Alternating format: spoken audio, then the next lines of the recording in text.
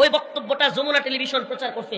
যমুনা টেলিভিশনের নিউজটা প্রচার করার সাথে সাথে আমি একটা কমেন্ট করেছি প্রেস সচিবের নিচে, কিভাবে সমস্যার সমাধান করবেন, কিভাবে রোহিঙ্গাদের ফেরত পাঠাবেন, যেই রোহিঙ্গাদের পক্ষে মুসলমানদের পক্ষ থেকে জিহাদ করতেছে আবু আম্মার জুনুনি, সেই আবু আম্মার জুনুনিকে আরাকান আর্মি কিছু করতে পারে নাই, যে আবু আম্মার জুনুনিকে মায়ানমারের সেনাবাহিনী কিছু করতে পারে নাই।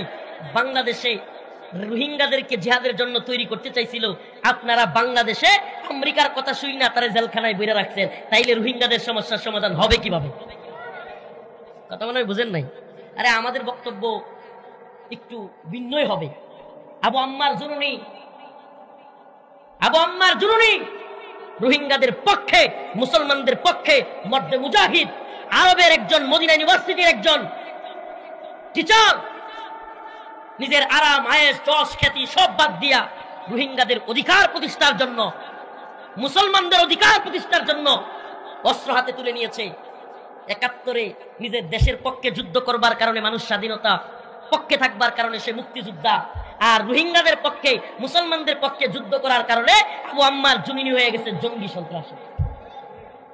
অতএব বোঝা গেল আমেরিকা যাকে জঙ্গি বলে, এই তথাকথিত মুসলিম রাষ্ট্র নামদারি এরাও তাকে জঙ্গি বলে। আরে বিশ্বের সবচেয়ে বড় সন্ত্রাসী, বিশ্বের সবচেয়ে বড় জঙ্গি তো হলো আমেরিকা। আপনি কবে বুঝবেন? কবে বুঝবেন আপনি? কে বুঝাবে আপনাকে? ওই আমেরিকার পশ্চিম ওয়েস্ট করেন, ওই পশ্চিমের দালালি করেন, উন্নত রাষ্ট্র।